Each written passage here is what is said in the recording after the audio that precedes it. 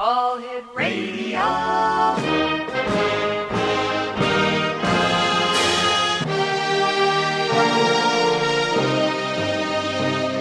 Welcome to the X Zone, a place where fact is fiction and fiction is reality.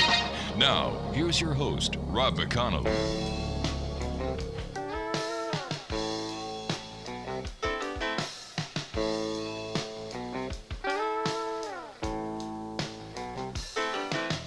Ivan was an old bear tracker.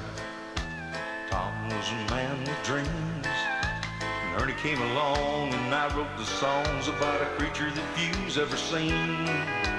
Monsters, myths, and mysteries, legend, tales, and facts. It brought us all together, and it's a reason for the fact. Up in North California, where the redwoods reach the skies, three men with a goal and a pact that they'd hold and a promise till the day that they died. And welcome back to the X Zone, hour number 2 of tonight's show. This is the X Zone. We're coming to you from our broadcast center and studios in St. Catharines, Ontario, Canada, on the X Zone Broadcast Network, and coming to you on your hometown radio, Classic 1220, streaming around the world on classic1220.ca. If you'd like to send me an email, xzone@classic1220.ca. My guest this hour is a gentleman I had the pleasure of first interviewing many years ago. In fact, so many years, let me see, we were at CKTB, about 22 years ago. His name is Kyle Upton, and he is with Ghost Tours at Fort George, and the website is niagaraghost.com. And Kyle Upton, welcome back to the X Zone. It's been way too long. It's been a while, that's for sure. Kyle, tell us a little bit about yourself, and what was it that brought you to the interest where you do ghost tours and have an interest in ghosts and things that go bump in the night? Oh my goodness, that has to go way back then. I had started working at Fort George in Niagara-on-the-Lake as a historical interpreter, which is the fancy government way of saying tour guide, and kind of got addicted to the history as first as a volunteer and then as an employee with the Friends of Fort George and Parks Canada there at Fort George. Got kind of addicted to the history there, and then happened to take a family trip down to Williamsburg in Virginia, the sort of mecca of heritage down there, and kind of got exposed to ghost tours down there. Kind of hey, this is an interesting way of getting people interested in history that maybe don't know that they're interested in history yet. So I thought it was a great concept, but at the same time, I guess there was I won't say disappointment, but of the ghost stories that were on their ghost tour, a lot of them were, a lot of the stories were kind of history trivia, interesting stuff like that, but a lot of the stories they had were of the nature of not this churchyard, but the churchyard 6 miles away this happened, or do you see that window? Well, the room behind that window, this thing happened. So that got me thinking that, just from my time as a volunteer or as a young staff member at Fort George, those rainy days when not a whole lot of tourists are coming through, when you're trapped in a building with people who are basically career storytellers, I guess naturally it tends towards ghost storytelling. An old rickety building with the wind howling outside and the rain coming down and the thunder rolling across you and all that sort of thing. So, kind of going, hey, I heard this story and that story, and somebody told me a thing about that. So being able to bring people into Fort George and have an experience where they're introduced both to the history and I guess the haunted history in a way of, this happened right where you're sitting, kind of context, certainly had an appeal. At that time, I was like 19 and, heading off to my first year at Brock, so brought the idea to Parks Canada, the superintendent there, and was like, hey, I'd really like to do this, so if you need somebody that you can, hire to do this sort of thing. But the federal government, told me that they couldn't be seen as confirming or denying the possibility of ghosts, so then the idea was taken up by the Friends of Fort George, and I guess we've been going ever since. Kyle, what is the history behind Fort George and its in Niagara-on-the-Lake? Sure, yeah, it was the British headquarters, the headquarters for the British Army during the War of 1812. Mm-hmm. So the Niagara region was kind of one of three different, I guess, conflict areas for Upper and Lower Canada.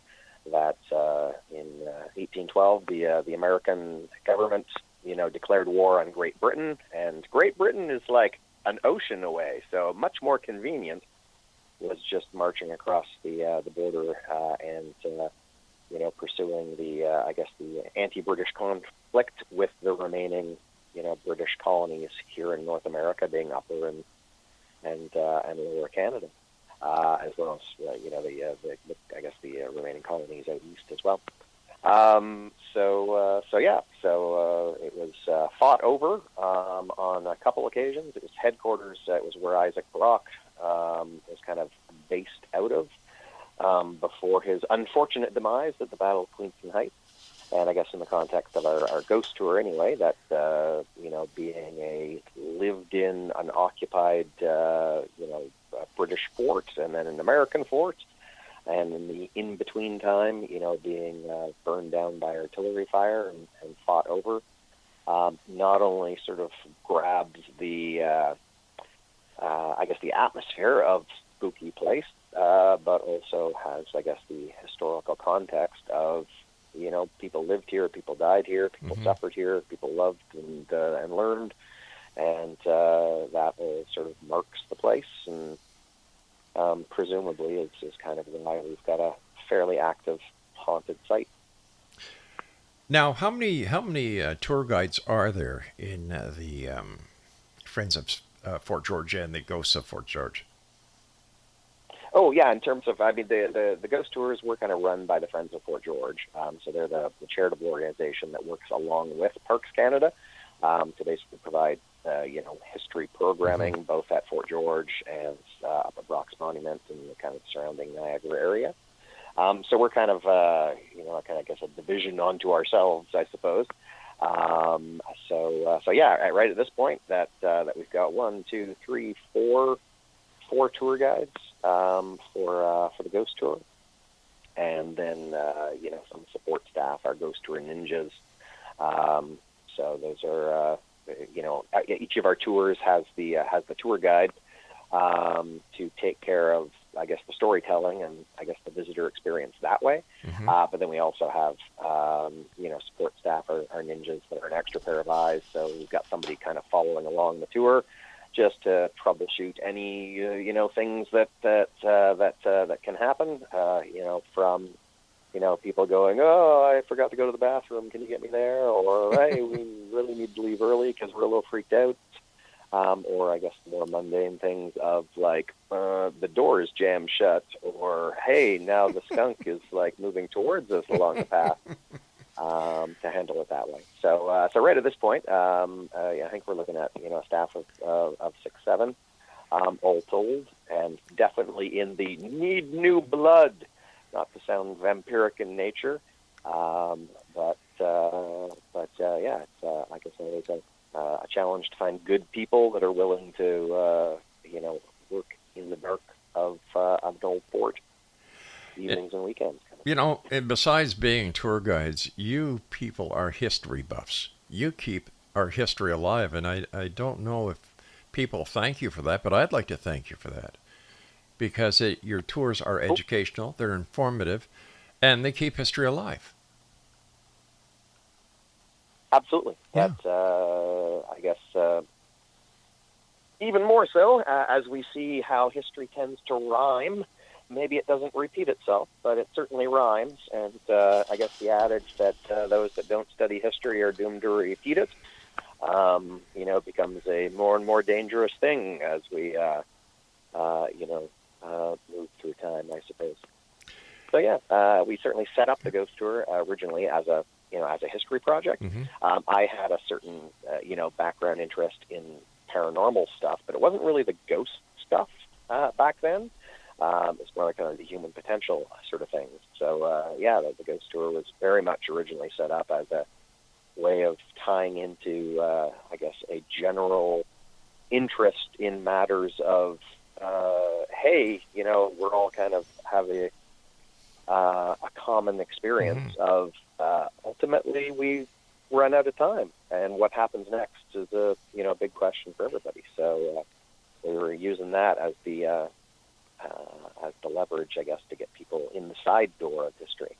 And it was only what the Ghost Tours were running that we discovered that stuff happens on the tours. Right. So not only are we kind of, as you say, custodians of the history, but also over the last 30 years, the stories of our ghosts too. That if we're not telling those stories, then what becomes of them? Yeah. How long does it take for somebody to learn how to be a guide working with you people? I love your sinister laugh. That is a terrible question for me, because I don't know whether I'm a demanding tour. I have high expectations of of our tour guides. So sometimes that's something that you really have to find. I suppose you could train it, but I don't know if we necessarily have time to take somebody from zero to a fully fledged storyteller. So you gotta find somebody that already has the gift, as it were. But from there, I guess it's just a matter of familiarizing folks with both the physical geography and the I guess the history as well as the haunted history there. That's the basics of how to be a tour guide. Once you've got the communication skills down, it's a rather basic thing of this is where you go, these are the stories you tell, and a mere matter of memorizing to a certain degree. Kyle, stand by. You and I have to take our first break. And Exonation. Kyle is also the author of 2 books, Niagara Ghosts at Fort George, #1 and #2. Quickly, Kyle, where can people get copies of your book? They cannot. They're even stolen out of the library. So you'll have to wait for the soon, maybe, coming up All right, release. Well, we'll keep our listeners abreast, because I'm sure after this interview they're going to want to buy more. Explanation. Kyle Upton is our guest this hour. Ghost Tours at Fort George. And if you'd like to find out more about Kyle, more about the tours, visit niagaraghosts.com. This is the X Zone. I'm Rob McConnell. We're coming to you from our broadcast center and studios in St. Catharines, Ontario, Canada, on the X Zone Broadcast Network. And, of course, on your hometown radio, Classic 1220, streaming around the world on classic1220.ca. Ivan was an old bear tracker. Tom was a man with dreams. And Ernie came along and I wrote the songs about a creature that few's ever seen. Monsters, myths, and mysteries, legend, tales, and facts. It brought us all together. And it's a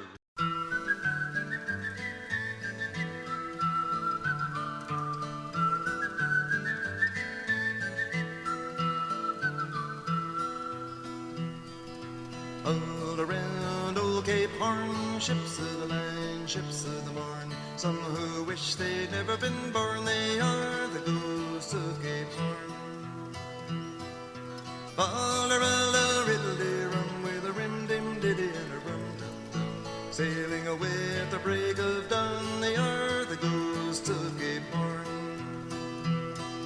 See them all in sad repair, demons dance everywhere, southern gales, tattered sails, and none to tell a tale. Come all of you rusty go see them.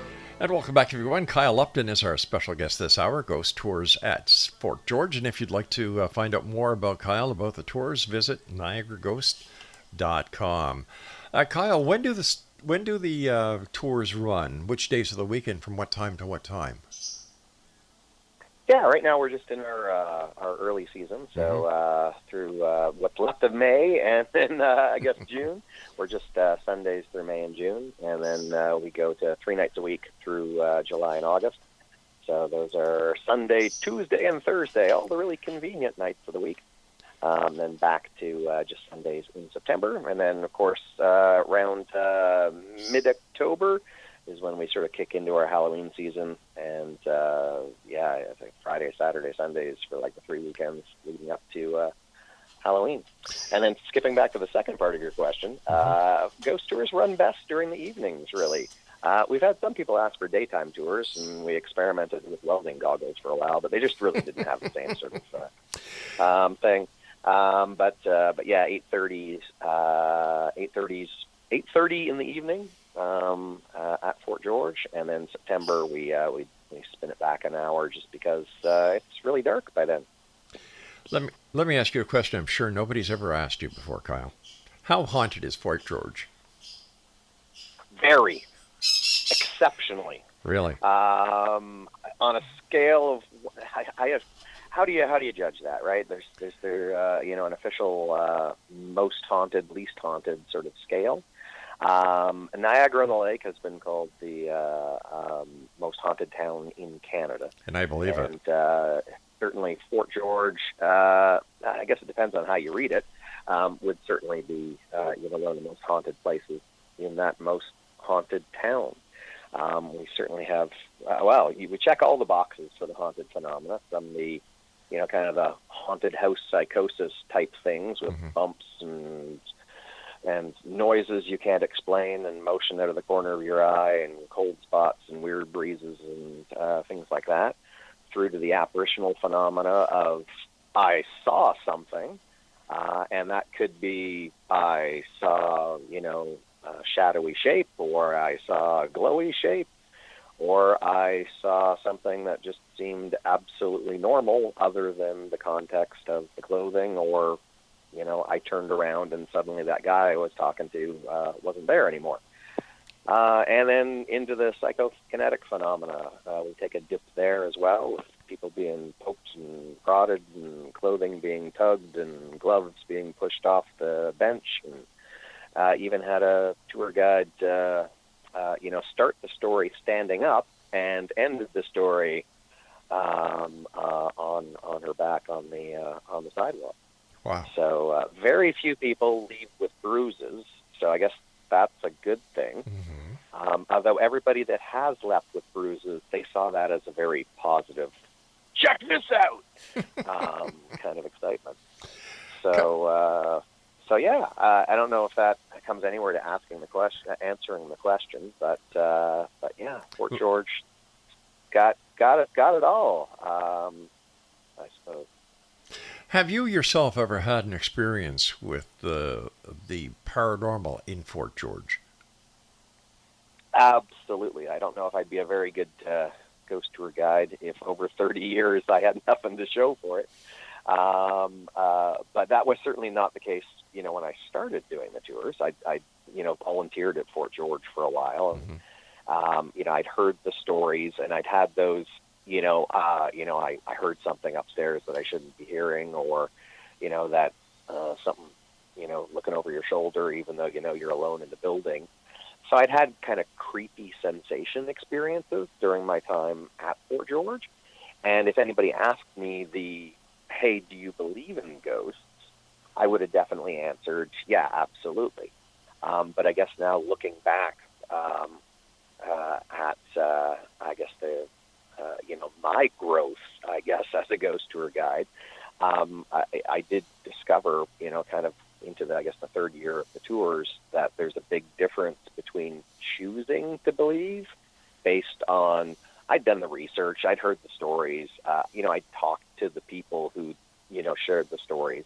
So I was pretty confident that, they weren't all crazy or just stringing me a line kind of thing. Right. So I believed in ghosts in that basis. But I did discover that there is a difference in choosing to believe and having no choice but to. So yeah, my third year of those tours, I definitely had my paradigm just shifted a bit here, and I didn't expect it to feel that way. kind of thing. So it was on a ghost tour, Right. and at the not to give any spoilers away here, but the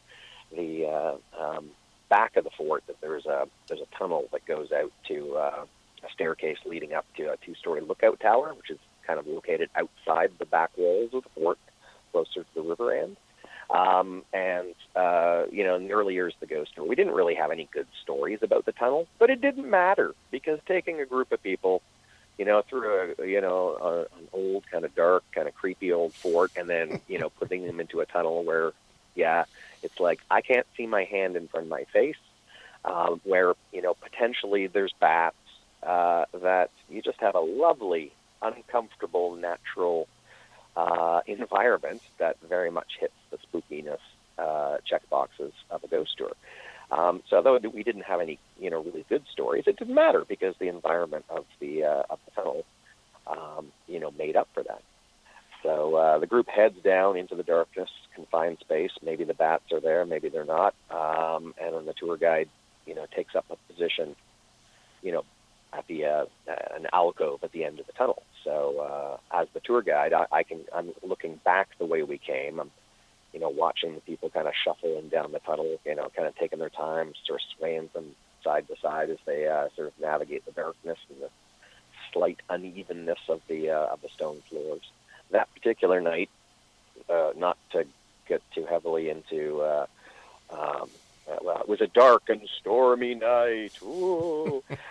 So a very small group of people on the tour, just not wanting to risk, being trapped in the rainfall at the back of an old fort. So smaller group size. So as people filed in down the tunnel towards me, I could kind of peer past people's heads, and I could also see the tunnel entrance. Kind of a gray-blue rectangle of not quite the same darkness as the tunnel proper. And I could see a little kid standing up just outside. So I'm thinking, okay, well, a lot of people have problems with the tunnel, the darkness, the confined space. So it didn't surprise me that a kid would wait outside, just not being comfortable with the environment. But I'm only seeing a kid outside. I'm not seeing an adult with them. So, okay, as mom and dad got caught in the shuffle coming in, and when they hit the alcove at the end of the tunnel and they realize they're missing family, well, that's going to be a distraction, an interruption from my tour. So I tried to, cover that off. As everybody settled in, I asked the group, hey, do we have everybody here? Well, people looked around. Oh, yeah, we got everybody. And I think my response was, oh, because I thought, great, ghost guy, he's spooking himself, right? Looking down the tunnel, you got the haziness of indoor, outdoor, and he's just seeing stuff. But nope, I'm still looking past people's heads, and there's definitely a kid at the entrance to the tunnel. All right, well, if it's not a kid from the tour, maybe it's a kid from town, right? Strange night to break into the fort since, thunder and lightning and the rain is threatening, but, maybe they're following along, getting a free ghost tour, and they don't want to come in the tunnel in case they get caught. Well, fine. Having once been that kid breaking into the fort at night, as long as they're not lighting buildings on fire or being destructive, we're fine. But I was a little nervous that they might get bored standing out there and start thinking, hey, wouldn't it be funny if we slammed the door shut and barred it? Which is not a noise you want to hear from the inside of the tunnel. So I started into my stories, but I also kind of kept an eye out just so if something funny was happening out there, and I'd have a little bit of warning. I didn't bring it up to the group because nothing, increases the confidence of the group than bringing them into a dark, confined tunnel where there may be bats and then going, oh, folks, I think there's somebody who might be slamming the door shut on us, or whatever. So anyway, so that's when I noticed that, whenever the lightning flashed outside, all I ever saw were the stone walls of the powder magazine about, 16 feet outside the entrance to the tunnel. Never saw that kid in the light. But as soon as that flash of white radiance, the lightning bolt faded, so there's that kid sort of silhouetted in the gloom, just standing there at the entrance to the tunnel, kicking their feet, shuffling here, shuffling there, looking down the tunnel towards us. So that was my paradigm shift of, this just isn't I had an uncomfortable kind of spooky experience, but this was definitely, there was a kid, and then there wasn't a kid, and then the kid's back again. And I guess it's not actually a kid kind of excitement. Did you ever discover who the child was? Or who the spirit of the child was? Maybe, kind of, sort of, I don't know. One of our, I guess, the difficulties of our ghost tours that the ghosts don't present their resumes to us. Oh, that's not fair. So it would be very, very convenient if, that they, hello, I'm here as a ghost here working at Fort George, and this is, who I was in life and how I met my untimely demise, and, this is now how I haunt the place and why I haunt the place and what I'm waiting for so that I can pass on properly. But we don't really have any of that. But the majority of the people that lived at Fort George historically, they were soldiers. There wasn't a whole lot of record keeping because nobody cared. A bunch of poor people, right?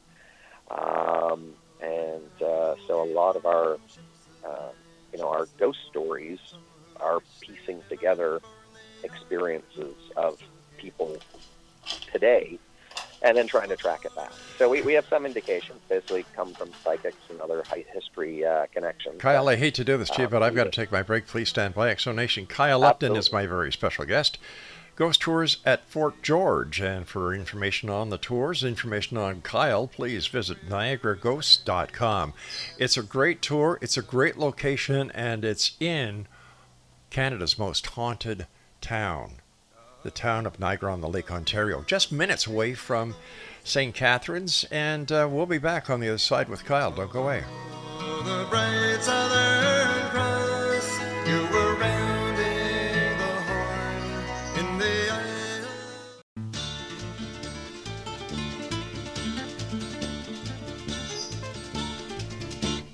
Yippee-yi-yi,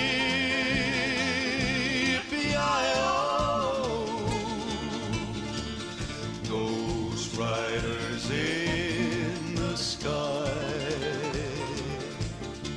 An old cowpoke went riding out one dark and windy day.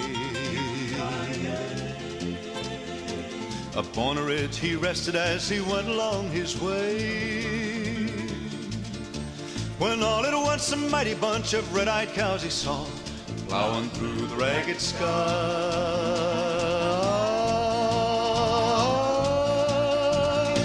and up a cloudy draw. Yippee-yi-yi. Kyle Upton is my special guest this hour, Exonation. He is with Ghost Tours at Fort George and Friends of Fort George. His website, niagaraghosts.com. Kyle, how many different ghosts have been reported or cataloged by you people? The ghost tour guides, I should say. Well, we got bunches. Now, the difficult part, I guess, is to who you blame. Where one ghost ends and then a new ghost begins, kind of thing. Because, I guess we're, record keeping the phenomena. So in some cases it's hard to, break that down to individuals anyway. When we started the tours back in 1994, of the 13 or so buildings at Fort George, we figured we had kind of 2, maybe 3 kind of,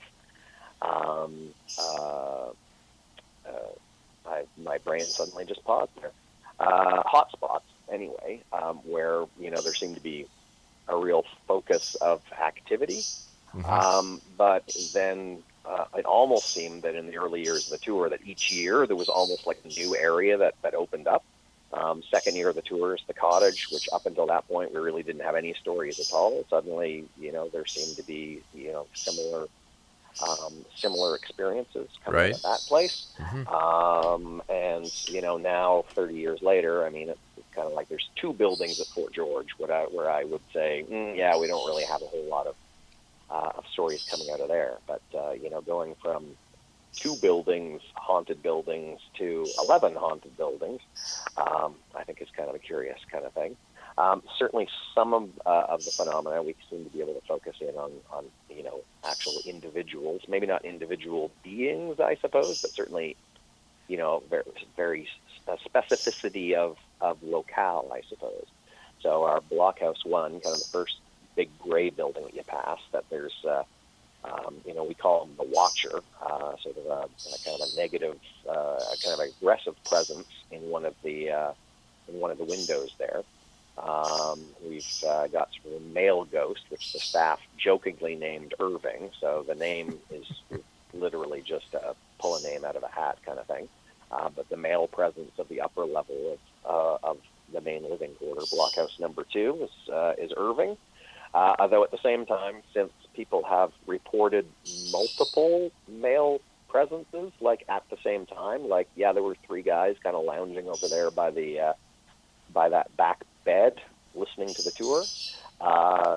If we're naming one Irving, then we unfortunately have a bunch of unnamed ones. So who do you blame, kind of thing. Right. Sarah Ann, the name coming from a psychic and then confirmed by other psychics, is the name of our little girl ghost that seems to have taken a fancy to the tours themselves, but she generally joins us in Blockhouse number 2 and then has been known to kind of follow the tour back to the back of the fort and then kind of halfway to the gate before kind of disappearing or being held back by some other presence at the officers' quarters. So to your question before the break there, that although the figure that I saw in the tunnel there that marked my being pushed into the, I definitely believe, kind of class, although, I can't tell you whether I was seeing a boy or a girl. I just know it was a little kid. Can't really tell you anything about the clothing just because it was seen in profile. But yeah, as far as I'm concerned, that was Sarah Ann following on the tour and just waiting for us to exit from the tunnel. Kyle, is there... mirror and... Oh, no, go ahead, Kyle. Go ahead. Yeah, I was just at a mirror in the officers' quarters, a woman in the mirror. We've got an original painting of the Queen of England that does some weird things every so often. Shadowy figure, male figure at the back of the fort. And I guess, does that kind of cover all the individuals, I guess? And then it's, all the other phenomena. Is that just the same entities? Or are there other entities that we just haven't been able to, narrow down or categorize that, do the other stuff? Kyle, is there any estimate about how many soldiers, both American and British, lost their lives in the area of Fort George? I'm sure there is somewhere, but I can't really throw you a number there. Some of the war deaths are often documented a little bit better because, I don't know, it's the excitement of that part of history. But in some ways that it's the ongoing toll of just living, and I guess living at that particular era, that there would be more deaths from, I guess, natural causes, if you can categorize malaria. The fort was conveniently located just up the hill from a kind of a swampy area, so that was always a problem. And then, the excitement of communal living at the time, too, and the fact that, you couldn't just head to the hospital and get a vaccine and that would fix you up kind of thing.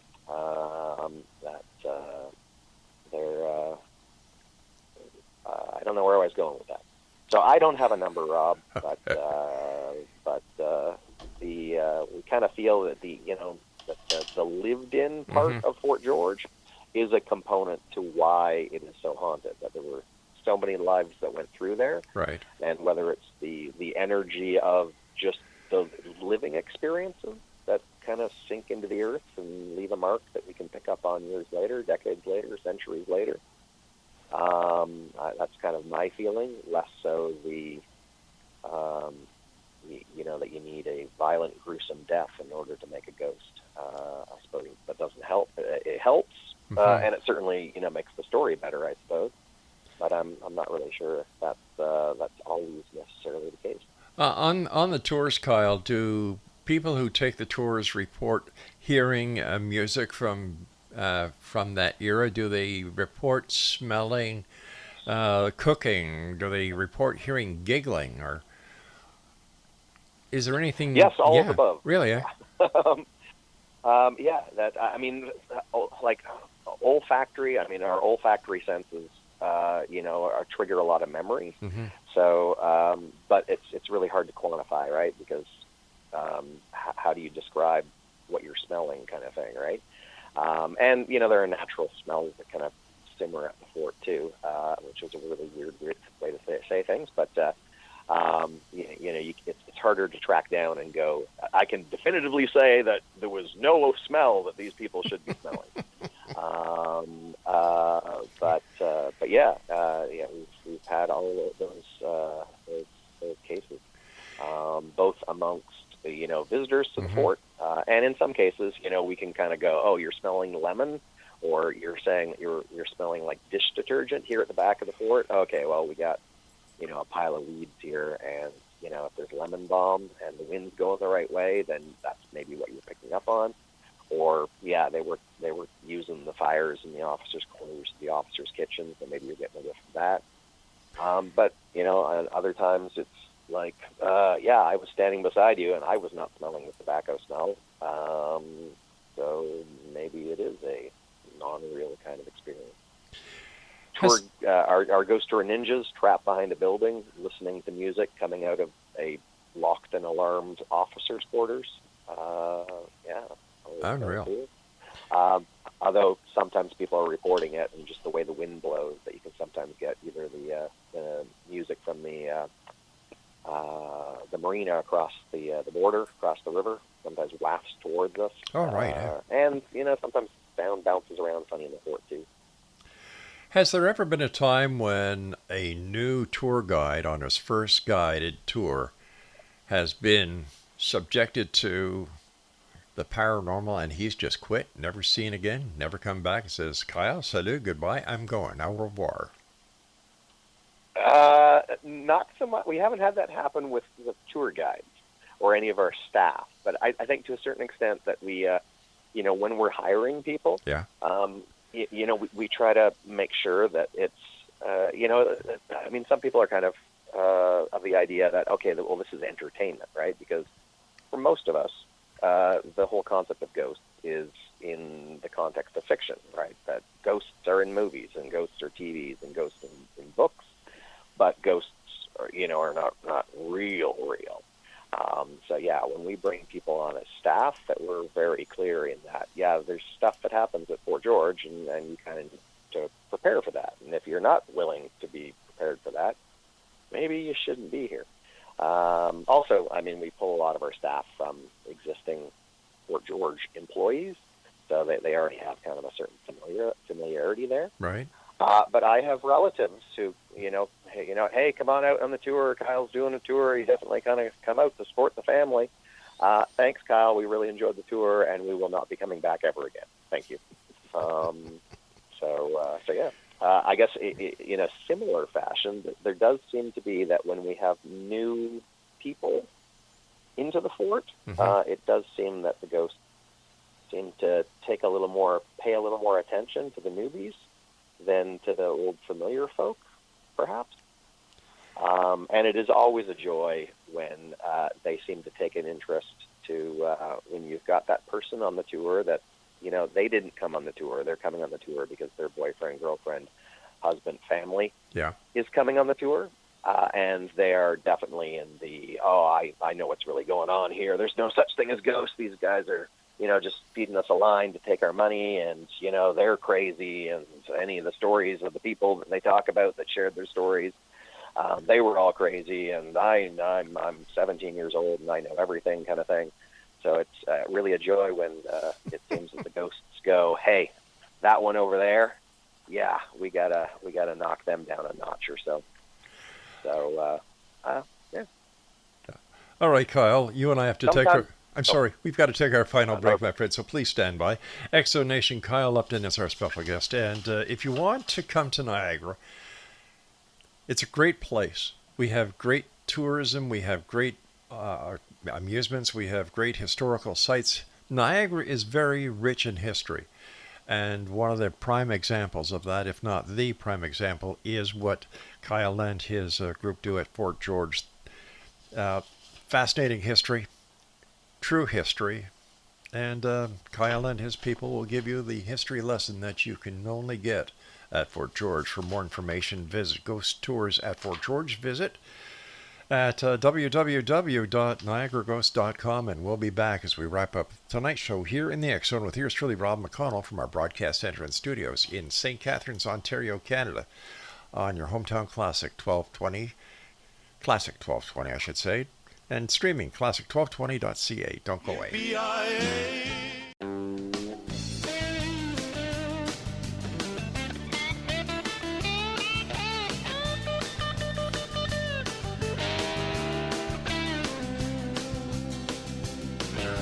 Sun sets down on the fun deck, lowland fog rolls in, and it blankets the ground, echoes haunting sounds. Time stands still out here by the water's side when the moon is high. The cool breeze carries voices. It's not the language of today, looking back to yesterday, talking about those ghosts. Well, a church bell sounds in the distance, lingers in the haze. Caught by surprise, the sons and daughters arise. There's a child crying out here. Not a mind inside when the people rise. The call out for their past. Heartbroken and afraid, searching for their families. Talking about those ghosts. Child cries out. Welcome back, everyone. Kyle Upton is our special guest this hour. Kyle is with Ghost Tours at Fort George, and the website is niagaraghost.com. Kyle, I want to thank you so much for coming back on the show. It's a great pleasure talking to you again. I admire the work that you and the other people of Fort George do in keeping our history alive and teaching those who visit Niagara from outside of Niagara, how rich our history is within this very small area of Canada. Do any of the ghosts from the town of Niagara on the Lake ever find their way down to you? I don't know. Certainly the walls and ditches at Fort George may be good at keeping people out of the fort, maybe even good at keeping people in, but maybe a much more porous barrier to, the other kind of inhabitant. Right. So whether, certainly, there's a lot of reports of activity happening, kind of into our parking lot and then down the Niagara Parkway, both out of town and then into town. There's certainly been sightings of, 1812 soldiers in the Commons area, even into downtown. So it seems that if it works in one direction, that there's no reason why we can't have our ghosts in town visit the other way too. Just down the road from Fort George, going towards St. Catharines, is Fort Mississauga. Has there been any reports of paranormal activity happening at Fort Mississauga? Yes, is as an easy answer, I suppose. Now, the I guess the caveat to that, or the extra information, is that where Fort George, has been an active heritage site. Right. Fort Mississauga, in the middle of the oldest golf course in Canada, it's been an old place with some plaques, but not an active heritage site, which unfortunately makes it kind of a nighttime destination for the, in some cases, the get drunk and break stuff crowd. So that means that maybe have to color. That maybe colors the stories coming out of there. That you may have to account for a higher alcohol content of those that were doing the experiencing at the time. I guess the disadvantage too of not being active is that there's been less people around to pick up on the phenomenon. But Fort Mississauga is kind of curious. It's probably the the oldest recorded ghost sighting in Niagara. Really? It was the Fort Mississauga was first a British fort, and then when the British moved out, it became a Canadian fort, and then ultimately, it was kind of decommissioned as an active fort. Mm-hmm. But the annual militia gatherings. So every year, the militia would gather and do their training, and that was still happening out on the commons. That at that point was the golf course, and they kept the ammunition stores in the old fort, in the old tower in the old fort. So even though the fort had kind of been shut down, it was still used for these militia events. Well, when you're putting ammunition into a fort, you need guards. Yeah. So there is an account from the 1890s, I think, of the militia guards on duty, and witnessing a figure in robes that was like gliding across the glacis, which is the slope leading up to the fort. So the two guards presented their muskets and went after this thing that they saw just gliding across the glacis, and it went up the glacis, and then they lost sight of it in the ditches, and there was nobody there. So that recording in his one of the soldiers' memoirs of his events as a militiaman guarding the old fort there. So it's there's certainly something there, but unfortunately, I guess we don't have the same sort of history of reporting that we do at. It just didn't stand the test of time. There you go. And speaking of standing the stretch of time, I mean, what your viewership certainly wants to know. I am pretty sure that I was first started coming on your show.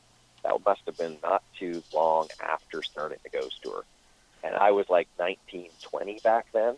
Yeah. And now I'm. And I mean, your mustache was gray back then. Yeah, so that's 30 true. 30 years on, what is your secret here? What kind of bargain have you signed, or vampiric connection are you drawing upon?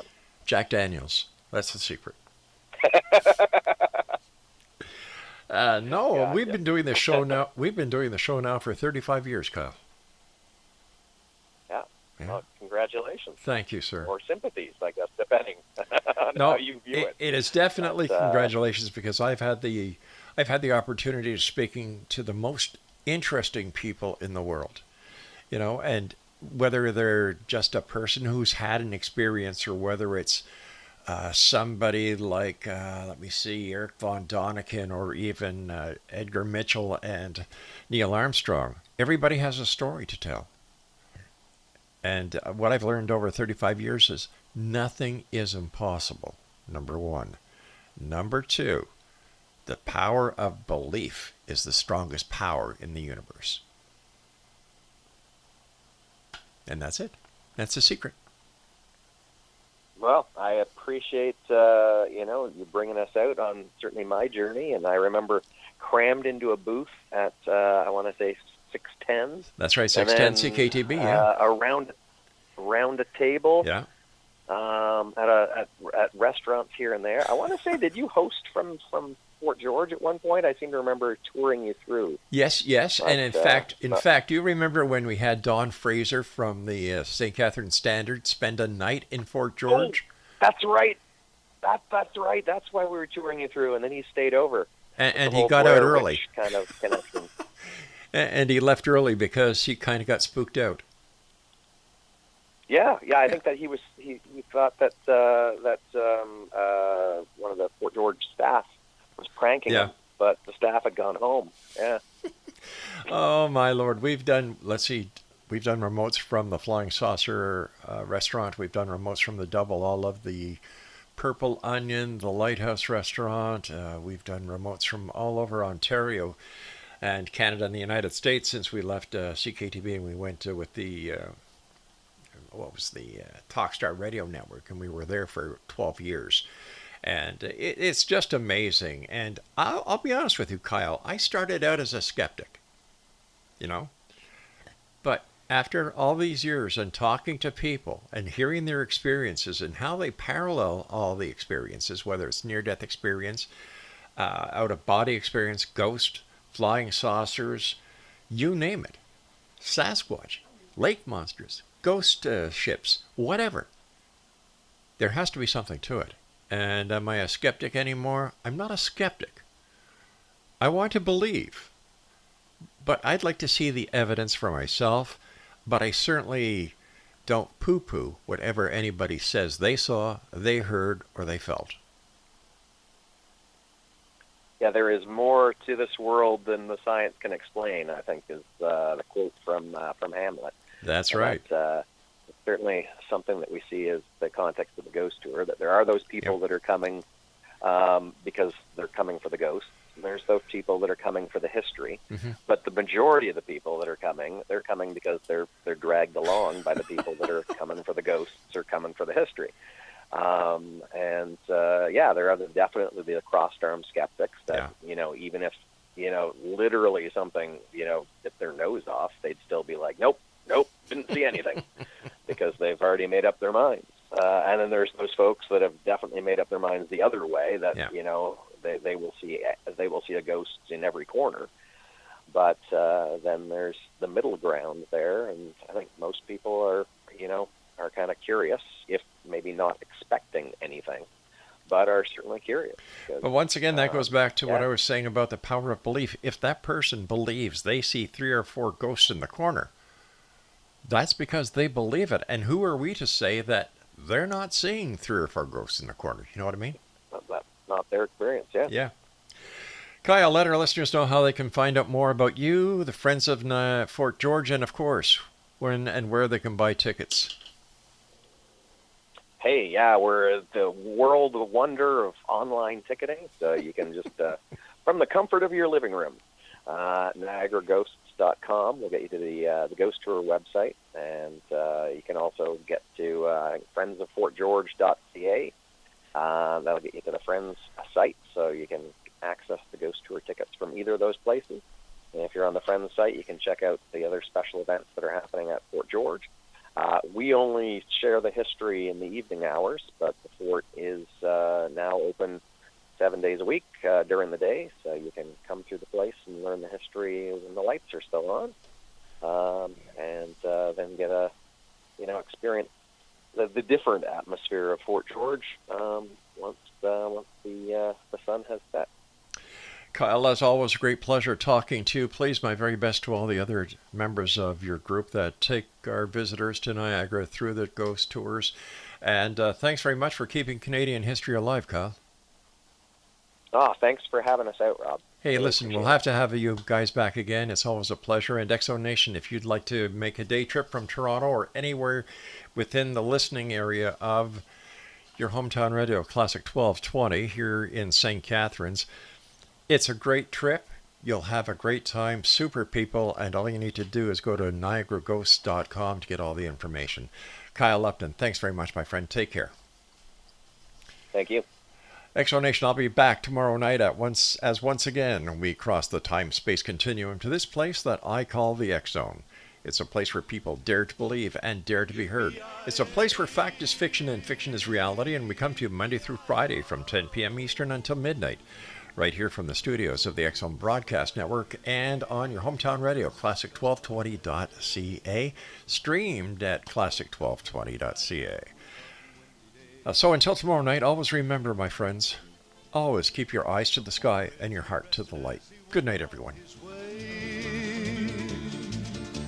When all at once a mighty bunch of red-eyed cows he saw, plowing through the ragged skies,